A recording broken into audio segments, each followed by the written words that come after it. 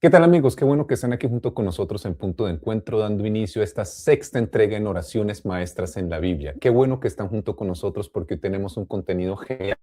Gracias por acompañarnos. Recuerda cuán importante es para nosotros que por favor pongas like a nuestros programas, que comentes en la cajita de texto y que lo compartas con otras personas para que hagan parte de esta experiencia en Punto de Encuentro Mario Tapias Channel, tu canal.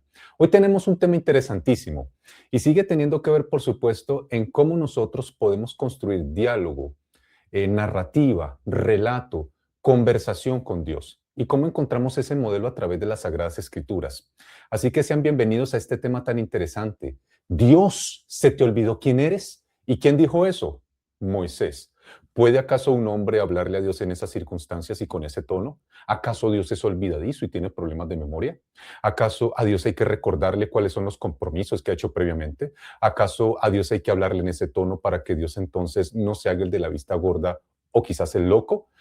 Parece ser que la Biblia diera ciertos indicios que un personaje en el Antiguo Testamento, más que indicios, evidencias, le habló de esa manera. ¿Y por qué le habló de esa manera? ¿Y cómo se atrevió a hablarle de esa manera? ¿Y cuál fue la razón que lo motivó para hablarle de esa manera? Y eso que nos muestra a nosotros en nuestro modelo de oraciones maestras en la Biblia es lo que trataremos el día de hoy, así que no te puedes mover y estar con nosotros hasta el final para que lo podamos comprender.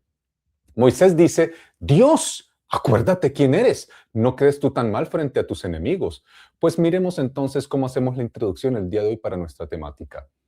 Éxodo capítulo 32 no es solo un relato antiguo, es una radiografía brutal del corazón humano. Cuando la espera se vuelve insoportable, el pueblo fabrica un Dios. Así es, ya lo veremos. Cuando la fidelidad se rompe, el juicio aparece y cuando todo parece perdido, un hombre se levanta y se atreve a interceder.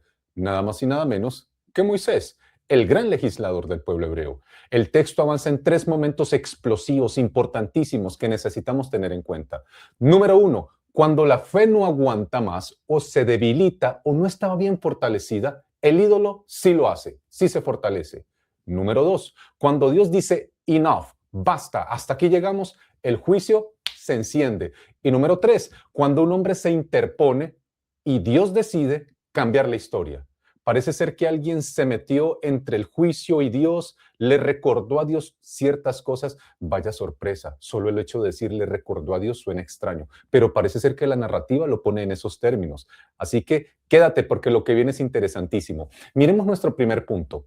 Cuando la fe no aguanta y el ídolo se fortalece. Vamos a mirar los 6 primeros versos del capítulo 32 para que lo comprendamos.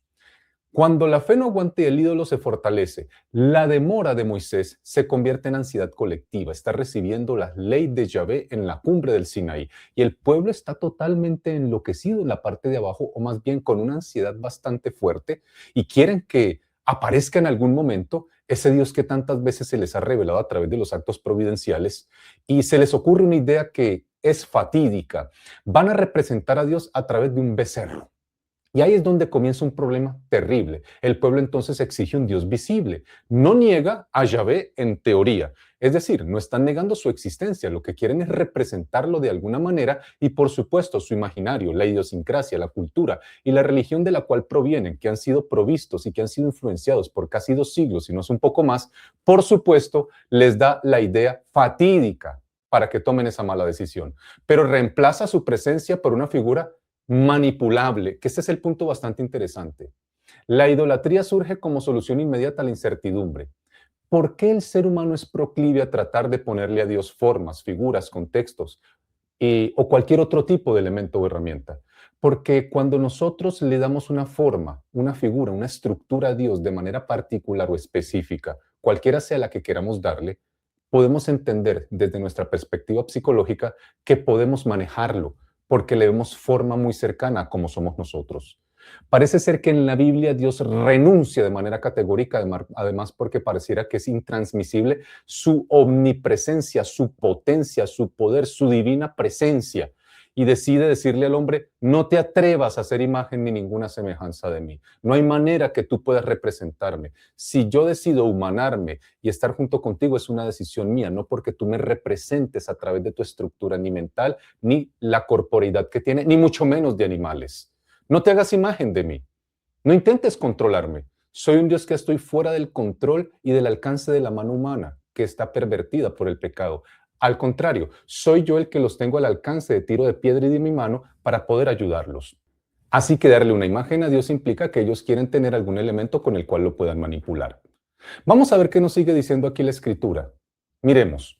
Pero como el pueblo vio que Moisés tardaba en bajar del monte, se reunió el pueblo alrededor de Aarón y le dijeron: levántate, haznos dioses que vayan delante de nosotros, porque este Moisés, el varón que nos sacó de la tierra de Egipto, no tenemos idea qué le haya pasado. Entonces Aarón les dijo: arrancad los zarcillos de oro de las orejas de vuestras mujeres, de vuestros hijos, de vuestras hijas, y traédmelos. Se quitó pues todo el pueblo los zarcillos de oro que tenía en sus orejas y los llevaron a Aarón. Él los tomó en sus manos e hizo becerro de fundición y acabó de moldearlo con buril. Entonces ellos exclamaron: estos son tus dioses, oh Israel, que te hicieron subir de la tierra de Egipto. Viendo esto, Aarón edificó un altar delante de él e hizo pregonar a Aarón diciendo: mañana será fiesta solemne a Yahvé. Por lo cual al día siguiente madrugaron y ofrecieron holocaustos y trajeron ofrendas de paz, después de que el pueblo se sentó a comer y a beber, y se levantaron para divertirse. Claramente aquí en el texto podemos darnos cuenta cómo ellos empezaron a tener nuevamente esas prácticas inapropiadas que estaban en el contexto idolátrico, que ellos venían de tener esa ascendencia triste y lamentable por tantos siglos de opresión por parte de los egipcios. A propósito de lo que estamos viendo aquí en este primer momento, qué importante citar a la doctora Ann Nauf, es especialista en Biblia hebrea y literatura del Pentateuco. Ella ha aportado muchísimo al estudio de un tema que es bastante interesante: los antropomorfismos y las antropopatías.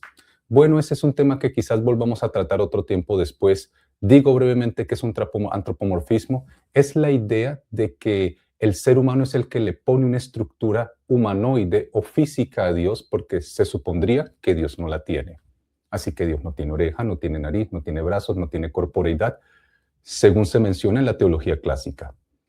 El otro punto que le llamamos antropopatía es el intento de decir que Dios adolece realmente de emociones de alguna manera. Y eventualmente, cada vez que el profeta, el personaje bíblico o el escritor de las Sagradas Escrituras menciona que Dios tiene alguna manifestación emocional, en realidad no es Dios.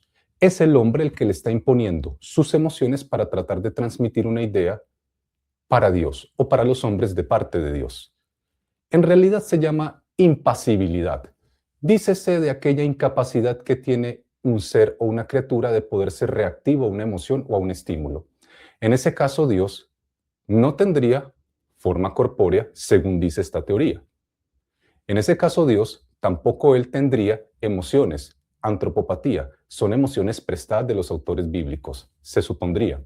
Y en ese caso, Dios tampoco tendría emociones, porque en realidad se supondría, según este concepto, que él no tiene capacidad reactiva afectiva. Ese es un asunto absolutamente discutible. La doctora Ann Nauf tiene unos puntos bastante interesantes que disientan y difieren de eso que tanto se menciona y se enseña por parte de algunas posturas confesionales y algunos que pretenden defenderlo desde la teología clásica. Ella ha podido mostrar en sus artículos y en sus investigaciones que el lenguaje humano sobre Dios no debería descartarse automáticamente como metáfora. El contexto inmediato debe guiar la interpretación. ¿Y por qué nos estás diciendo eso, Mario? Porque si cada vez que en la Biblia aparece alguna figura corpórea de Dios, digo, el hombre se lo puso para poder explicarlo. Si cada vez que en la Biblia aparece una emoción de Dios decimos, el hombre le puso esa emoción para explicar a Dios, pero Dios no la tiene, entonces nosotros tendríamos una duda razonable terrible que tendríamos que explicar. Entonces, ¿quién es Dios? Porque si no tiene la forma que pretenden decir o no tiene ningún tipo de constitución corpórea y ningún tipo de emoción, entonces, ¿quién es Dios? ¿A quién se reveló? ¿O se reveló o lo inventaron? Una cosa es que el pueblo hebreo cometiera errores terribles y garrafales al tratar de hacer imágenes a Dios que no correspondían y que él no quería, otra que Dios no la tenga. Una cosa es que Dios no quiera que la hagamos, otra cosa es que él no la posea. No podemos caer en ese error. Dejémoslo allí para que podamos seguir entonces de manera correcta en el propósito de nuestra temática. ¿Qué nos dice la doctora? Que es importante tomar en cuenta el día de hoy. Ella dice en su libro acerca de este tema: el contexto inmediato debe ser el medio principal para determinar la fuerza de una afirmación. El contexto inmediato debe ser el medio principal para determinar la fuerza de una afirmación. Debería ser el análisis serio, exhaustivo, histórico, gramatical, perceptual, literal del texto, lo que nos permita a nosotros llegar a una afirmación más que un prejuicio de sencillamente arreglar las cosas con palabras teológicas sofisticadas. Antropopatía, emociones humanas puestas a Dios. Antropomorfismo, formas humanas puestas a Dios. Impasibilidad, Dios no siente, porque entonces, en el momento en que sienta, entonces de alguna manera Dios se altera. Ello es más el temor humano en una construcción teológica más filosófica que bíblica. Pero dejémoslo allí para que dejemos harina para otro momento, porque vienen muchos más temas aquí en Oraciones Maestras en la Biblia. Así que este punto tan importante que hemos tratado aquí, no lo olvides, que nos toca la doctora Ann Knauth. Ella dice, el contexto inmediato del texto del segmento bíblico debería ser la principal porción sobre la cual nosotros trabajemos. Hay que tener cuidado con los prejuicios teológicos por más sofisticados que los mismos suenen. Así que aquí tenemos una implicación que es bastante importante. ¿Qué nos dice la implicación? Leámosla en pantalla. La idolatría no es solo el error doctrinal, es una respuesta práctica a la ansiedad. Las personas no caemos en idolatría por el hecho de que estemos equivocados doctrinalmente. Hay que tener en cuenta que tenemos un componente emocional y social que nos empuja fuerte la vena. ¿Y qué es lo que nos lleva a nosotros a tomar malas decisiones? Como la mayoría de las ocasiones que tomamos malas decisiones, las emociones. Por ellas tomamos pésimas decisiones. Sin ellas no llegaríamos a ningún lado. Necesitamos el equilibrio de las mismas, no quitarlas. Así que la idolatría no es solo un asunto de errores doctrinales, es una respuesta práctica a la ansiedad, a la incapacidad de poner límite y saber autocontrolarnos. Entonces, ¿qué intentamos? Convertir a Dios en algo visible y entonces poder controlarlo. Así que allí encontramos el primer apartado como plataforma para lo próximo que vamos a ver, que es cuando se empieza a calentar este tema, porque aquí estamos solamente calentando motores. Vamos que nos sigue diciendo entonces nuestra temática para el día de hoy. Vamos al punto número 2. El punto número 2 dice, cuando Dios dice basta, enough is enough, suficiente, el juicio se enciende. El asunto se pone caliente, se pone difícil. Dios identifica el acto como corrupción y desviación rápida del camino. Él se da cuenta, de hecho le dice a Moisés, baja prontamente porque el pueblo se ha corrompido. El lenguaje de juicio que se encuentra allí también en el texto. Déjame para que se encienda mi ira, como si Dios tuviese que pedirle permiso a Moisés. Ahí es donde la cosa se empieza a poner interesantísima. No informa a Moisés. Abre una escena de tensión donde la justicia divina es presentada como inminente. Voy a traer juicio y no te imaginas lo que va a pasar con este pueblo tan pronto desciendas y tú mismo seas testigo de lo que haré por la ofensa que me están haciendo. Qué interesante lo que está pasando acá. Pero para que lo entendamos mejor, dejemos que sea la Biblia la que nos diga qué es lo que sucede. Leamos los versos 7 al 10. Entonces Yahvé dijo a Moisés, anda, desciende porque tu pueblo que sacaste de la tierra de Egipto se ha corrompido. Lo curioso es que Dios parece que empieza a hablarle en términos despectivos a Moisés y ya no dice mi pueblo, sino tu pueblo. Pronto se han apartado del camino que yo, Yahvé, les ordené. Se han hecho un becerro de fundición, se han postrado ante él y le han ofrecido sacrificios. Han dicho, estos son tus dioses, oh Israel, que te sacaron de la tierra de Egipto. Qué ofensa tremenda. Verso 9. Dijo además Yahvé a Moisés, yo he observado a este pueblo y aquí es un pueblo de dura cerviz. Su zona cervical es dura. No ven su cabeza o no giran su cabeza ni para derecha ni para izquierda, ni para ningún lado. Sí que son necios. Deja ahora que se encienda mi ira contra ellos y los consumiré, pero tú no te preocupes. Haré de ti una nación grande. Y es aquí donde la dinámica conversacional empieza a tomar ciertos tonos y matices que se vuelven bastante particulares. Yahvé en la cumbre del Sinaí, como Dios Todopoderoso, le está otorgando los 10 mandamientos de su santa ley a un hombre, a Moisés, para que él se convierta en el gran maestro del pueblo y les enseñe cómo debe ser su cumplimiento. Pero el pueblo se ha corrompido. Está corrupto abajo haciendo cosas inadmisibles, sacrificios, danzas, bailes y cualquier tipo de situación que es idolátrica y pagana. Ahora Yahvé tienta de alguna manera, si se permite la expresión, a Moisés usando un lenguaje que es altamente despectivo. No es mi pueblo, es tu pueblo. Quítate de en medio, déjame, yo los aniquilo, yo de ti hago una nación grande, pero con ellos déjame decirte que los voy a consumir. Es como si en esa conversación estuviese tratando de encontrar la respuesta psicoemocional de Moisés. Porque aquí vale la pena aclarar algo. Es una conversación entre personas que tienen confianza, que es un punto que necesitamos comprender. Dios no llamaba a la cumbre del Sinaí a Moisés solamente para que él estuviese allí recibiendo órdenes cual si fuese un ordenador, un secretario, una máquina o un computador. Dios está tratando de constituir una relación de vínculo afectivo con Moisés y está tratando de interactuar desde la realidad de la reciprocidad amistosa y emocional.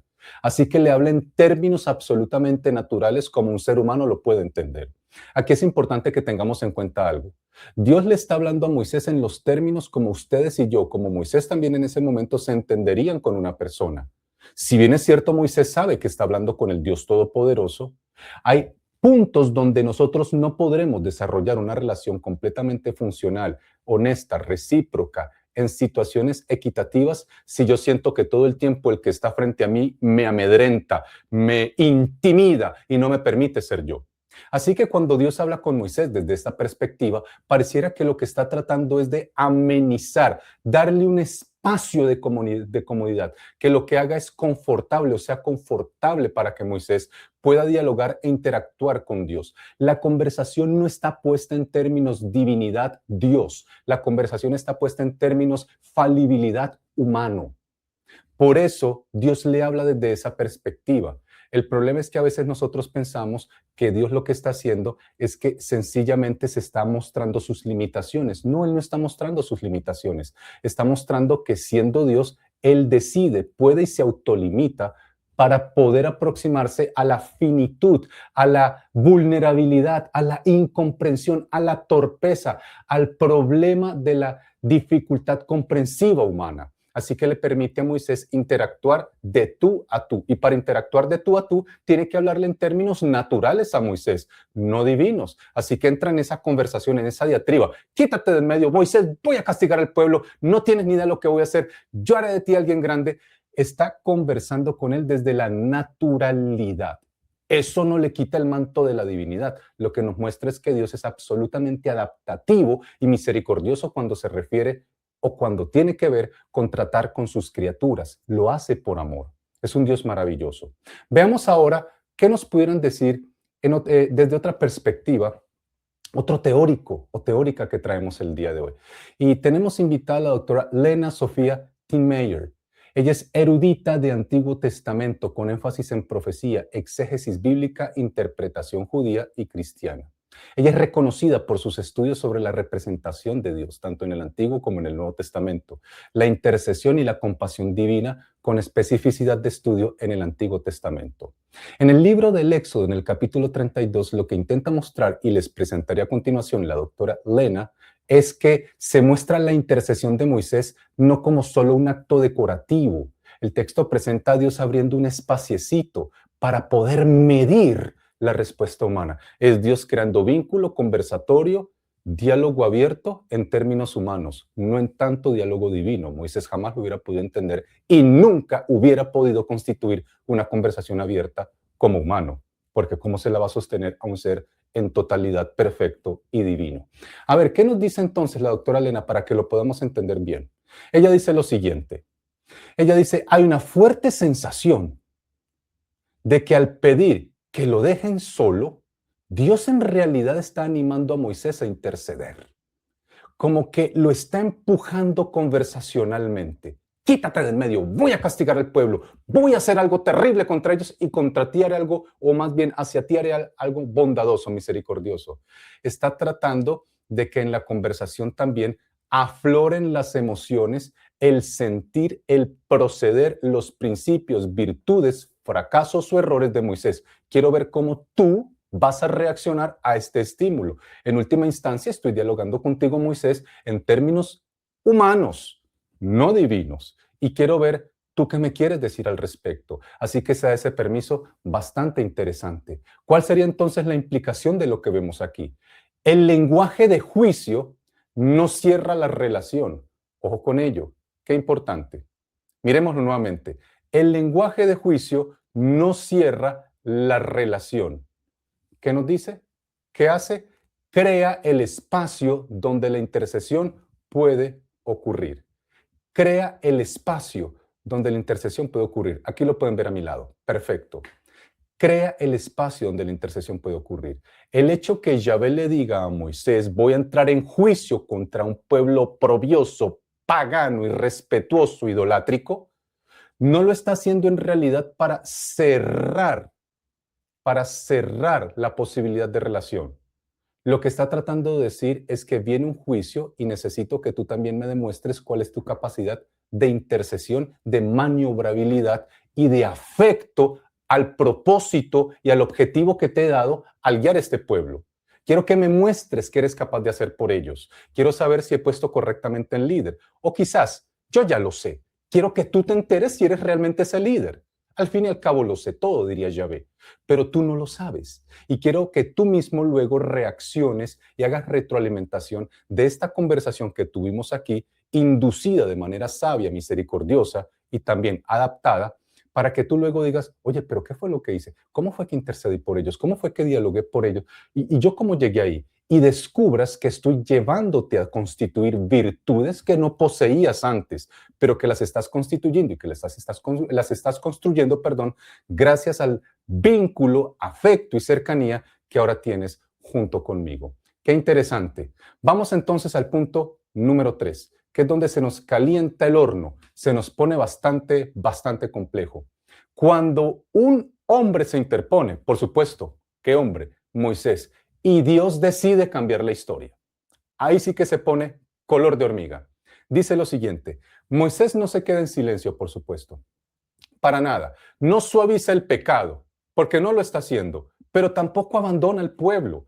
Él no lo excusa, pero está diciendo, óyeme, espérate tantito, tampoco me la pongas en esos términos. Eso está terrible. Y ya veremos qué es lo que va a hacer Moisés. Se planta delante de Dios, se cuadra el Señor Moisés y apela a su propio carácter. Qué estrategia tan astuta, tan inteligente que tiene Moisés.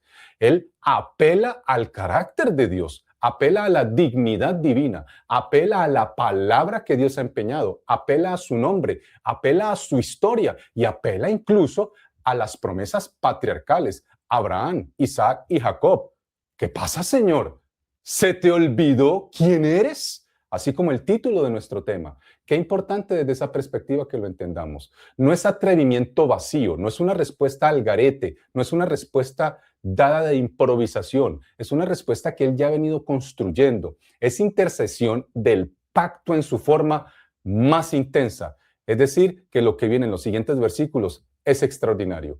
Noten lo que dice. Veamos lo que nos menciona el texto de Éxodo capítulo 32, verso 11 al 14.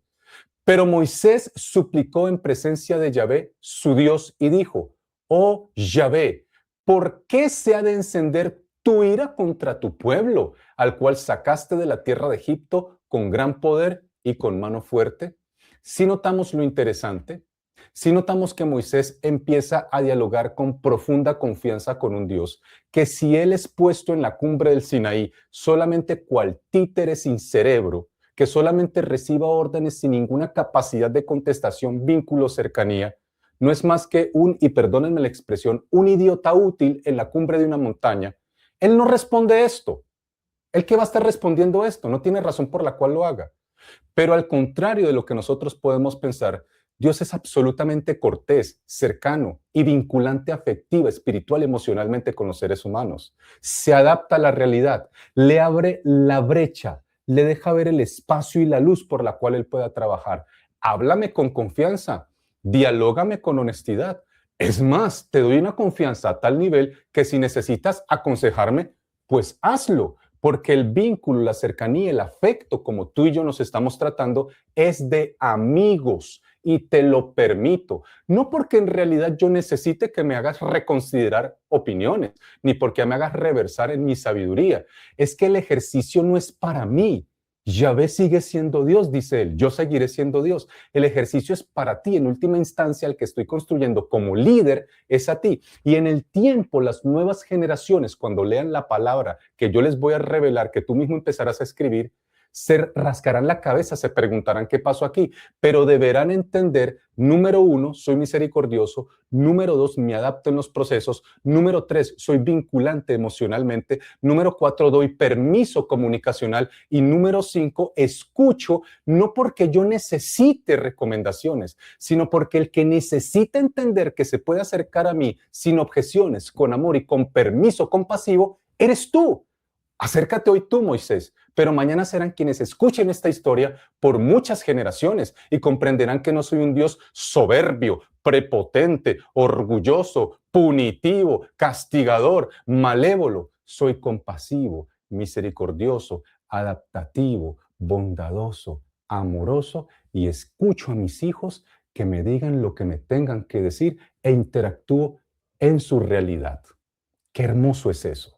Es como cuando tú, sabiendo que tu niño en la medida que está creciendo, no te vas a poner con tu hija o con tu hijo de 8, de 5 añitos, de 8 años, de 10 años, a hablarles de política internacional y de cómo está la divisa llamado euro y la divisa llamado dólar y cómo está cotizando en las diferentes bolsas internacionales. No, eso será un tema que hablarás con ellos en la medida que puedan entenderlo. No es su realidad ni su necesidad en ese momento. Proveer a la casa es tu problema y el mío como padres. Lo que tu niño a esa edad necesita es afecto, diálogo sencillo, palabras comprensibles, el abrazo, la calidez, la corrección, las normas también, enseñarle el límite con respeto, las virtudes y los valores, por supuesto que es eso lo que necesita, pero no que yo le hable en un idioma incomprensible de lenguaje sofisticado, extraordinario, porque llevo muchos años de ventaja sobre él. Exactamente lo mismo hace Dios cuando Moisés se permite dialogarle así. Dios está hablando con un hijo al cual está instruyendo con un amor extraordinario y es exactamente lo mismo que Él quiere que nosotros entendamos en esta conversación, oración maestra en la Biblia, Moisés y Yahvé. Sigue diciendo en el verso 12, ¿por qué han de hablar los egipcios diciendo? Ahora entendemos por qué se da esos permisos Moisés, ¿cierto? ¿Por qué han de hablar los egipcios diciendo, para mal los sacó, para matarlos entre los montes y para destruirlos de la faz de la tierra? ¿Cómo se te ocurre, Dios? Y mire qué interesante lo que le dice en la parte final del 12. Regrésate, reflexiona, vuélvete del ardor de tu ira. Ven, yo te doy una recomendacioncilla. Ojo con eso, Señor. Desiste del mal contra tu pueblo. Tú quedarías mal. Acuérdate de Abraham, acuérdate de Isaac y acuérdate de Jacob, de Israel, tus siervos, a los cuales a propósito, déjame, yo te recuerdo que tú les juraste por tu propia dignidad y santidad, por ti mismo, y a quienes les dijiste, multiplicaré vuestra descendencia como las estrellas de los cielos. ¿No lo dijiste, Dios? Y toda la tierra que os he prometido la daré a vuestra descendencia y la heredarán para siempre. ¿No lo dijiste, Dios? Ay, qué interesante. Y en el verso 14, ¿qué sucede? Y desistió Yahvé del mal que dijo que había de hacer a su pueblo. Oye, qué interesante. Nos dice la Biblia que desistió él. En otras palabras, Dios se da un permiso afectivo, emocional en la esfera y en el plano de sus emociones santas. La discusión sobre el tema de las emociones de Dios no subyace en si las tiene o no las tiene. ¿Recuerdan lo que les dije hace un momento cuando comenzábamos la temática? El tema de impasible, impasibilidad. Cuando una persona dice Juan, Enrique o fulano o fulana es impasible, lo que está diciendo es no tiene emociones o no reacciona a estímulos emocionales. Cuando nosotros decimos que Dios es impasible, le estamos quitando las emociones. A decir verdad, en la Biblia, la discusión no es si Dios es impasible o no. La discusión es cuáles son las emociones de Dios en las Sagradas Escrituras. En ello es lo que nos deberíamos concentrar. Hay algo que sí es un hecho puntual, por más que nos moleste y no quisiéramos aceptarlo. Las Sagradas Escrituras, reveladas por Él mismo, nos muestra hasta la saciedad que Él tiene emociones y que las maneja, solo con una gran diferencia, en la esfera de su santidad y carácter, no en la bajeza de la caída humana. El problema es que nosotros pensamos que las emociones solo están constituidas desde la caída del pensamiento y la mácula en el pecado del hombre. Esas son las emociones contaminadas, las suyas y las mías. Las divinas no lo están, las que a Dios pertenecen, las que nos modelaron también porque nos hizo conforme a su imagen y conforme a su semejanza. Cuando vemos este hermoso diálogo, descubrimos a un Dios que estuvo dispuesto a escuchar a Moisés en la adaptación en la cumbre del monte, en el diálogo abierto con su hijo, en la constitución de formación, estructura, pedagogía, estimulación con su muchacho en la cumbre, así fuera un octogenario, así tuviera 100 años, Dios siempre tiene algo que decir para transformar el corazón humano, no importa la edad que tengamos. Qué hermoso es Dios. Un Dios que se adapta, un Dios que escucha, un Dios que no presume su grandiosidad o su grandeza más bien, un Dios que está dispuesto a ser cercano con nosotros como seres humanos y que nos permite hablarle en libertad, que sabe que el diálogo ni le quita ni le pone a Él como Dios, pero con nosotros hace una inmensísima diferencia y sobre todo que ama escucharnos y tiene emociones y se pone feliz y siente también en su esencia divina de carácter hermoso, precioso y perfecto, cuando un hijo empieza a entender que le puede hablar con plena confianza porque es el Padre Celestial. Veamos qué nos dice al respecto sobre esta temática un autor bastante autorizado. Él tiene una experticia en este tema. Él se llama John Peckham. Él es teólogo sistemático especializado sobre todo en la concepción del amor de Dios, la cercanía y el vínculo. Experto más en el área de teología bíblica y doctrina de Dios. Él desarrolla un modelo canónico del amor de Dios, articulando lo que es la respuesta divina, el pacto y la relación. Él cuestiona profundamente la tesis de la impasibilidad rígida, es decir, que Dios no tenga emociones. Él dice, no, esperen un momento, aquí hay que analizarlo muy bien. No podemos reducir las emociones que se presentan de Dios en las Escrituras a simples metáforas o figuras literarias, como decir que es una antropopatía. Entiéndase que el escritor bíblico sencillamente le transportó su emoción a Dios a través del escrito porque Dios no la tiene. Dice, esto es mucho más complejo que ello. Y es una tesis bastante complicada si la presentamos desde allí. El doctor Peckham dice lo siguiente en su libro El amor de Dios, un modelo canónico. Él sostiene que el amor divino implica una relación real, dinámica y abierta con la humanidad, por la que las respuestas emocionales atribuidas a Dios deberíamos tener mucho cuidado. Miren lo que dice el doctor Peckham. No deben reducirse, no deben reducirse automáticamente a mero lenguaje figurativo, que lamentablemente es una tendencia de un segmento de la teología clásica. Tengamos cuidado con reducirlo de esa manera. Dios sí tiene emociones y las siente profunda y maravillosamente por cada uno de nosotros, y es un Dios de amor, es un Dios de construcción emocional en su esfera de perfección. ¿Y cuál es la implicación de esto que hemos visto el día de hoy? Quiero que lo leamos juntos porque es muy importante. Dejémoslo claro, Dios no necesita ser corregido, por supuesto que no, pero ha querido, ahí es la diferencia, Él no necesita, eso no está en discusión, pero ha querido, eso sí debemos tenerlo en cuenta, ha querido, se le plujo, se le place, Él desea, Él decide, pero ha querido que la oración humana, como el diálogo humano de Moisés, dándole recomendaciones de alguna manera muy inocentes, pero Dios las toma profundamente en serio porque está en un proceso de diálogo, construcción de vínculo, amor, reciprocidad afectiva con su hijo. Así que hay respeto profundo por parte de Dios en esa interacción conversacional con su hijo, Moisés, y por extensión por ti y por mí también. Pero ha querido que la oración humana tenga un lugar real en el despliegue de su misericordia. ¿Qué nos está diciendo esto? Hijo, hija, querido amigo, querida amiga, me interesa qué tienes que decir al respecto. Me interesa tu caso, me interesa tu punto de vista, me interesa conversar contigo. Deja de pensar que para venir a conversar conmigo tienes que utilizar lenguaje grandilocuente, grandioso, extraordinario, exuberante, como de diccionario y alabanzas y cosas sobredimensionadas. Yo quiero que entiendas que como un día lo hice, y no solo esa vez, en muchas ocasiones, en la cumbre del monte y en otros contextos con Moisés y otros de mis hijos en las circunstancias y relatos bíblicos, yo les permití que me hablaran en libertad.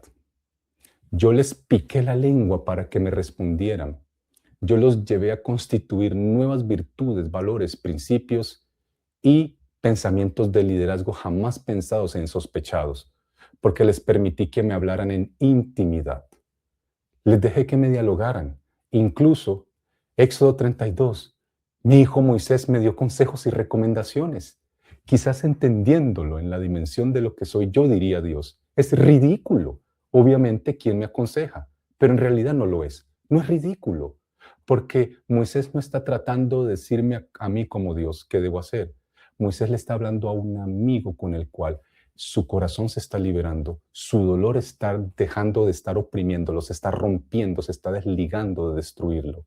Su vida está cobrando sentido y la única manera es permitirle que aunque sepa todo, diría Dios, nos dice a nosotros, hijo, aunque yo lo sepa todo, aunque lo domine todo y aunque nada salga de mi capacidad de conocimiento, yo quiero que entiendas que para alcanzarte debemos dialogar en la tranquilidad y la libertad de tu esfera, no de la mía.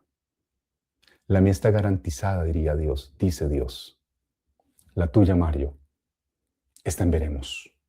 Tu pecado, tu torpeza, tus malas decisiones, tu envidia, tu orgullo, tu prepotencia, tu falta de respeto hasta por ti mismo. ¿Cuántos errores y dolor hay en tu vida? Tu falta de claridad incluso sobre las decisiones que tomas en el día a día. Tu falta de compromiso y solidaridad con tu familia, contigo, con los demás. Tantos errores que te siguen. Tú necesitas venir a la cumbre del monte a conversar conmigo, con el amigo, con el que es Dios, con el que lo sabe todo, con el que lo domina todo, con el que nada se le escapa, pero decide conversar contigo como el ser humano que eres, falible, torpe, vulnerable, ocurrente y hasta consejos me tendrás. Ven y me los dices. No te imaginas la libertad del alma, la tranquilidad de corazón y la limpieza de conciencia que obtendrás. Un día Moisés lo hizo. Hazlo tú también. Copia esta oración maestra, porque así es como yo sano y doy libertad a quienes me aman y creen que soy un Dios de la relación, del vínculo y la cercanía. Querido amigo, amiga, si esto que se ha dicho hoy es valioso para ti, lo quieres hacer tuyo y piensas que te enseña algo que de verdad te da una dinámica para conocer a Dios, te invito a que oremos juntos. Señor y Dios, gracias por este momento tan especial, por ayudarnos a comprender cómo tú te adaptas de una manera tan extraordinaria que hasta nos cuesta trabajo aceptarlo. Gracias por este modelo tan extraordinario y maravilloso de Éxodo 32, donde podemos entender tu bondad, tu adaptación, tu misericordia, tu disposición y nunca dudar que el gran héroe, que el gran protagonista, siempre serás tú. En el nombre de tu Hijo, lo agradecemos y pedimos todo. Amén. Mis queridos amigos, hay mucho más de oraciones maestras en la Biblia, no te lo puedes perder. Así que sigue conectado con Punto de Encuentro Mario Tapia Channel, tu canal. Y nos vemos hasta la próxima. Chao, chao.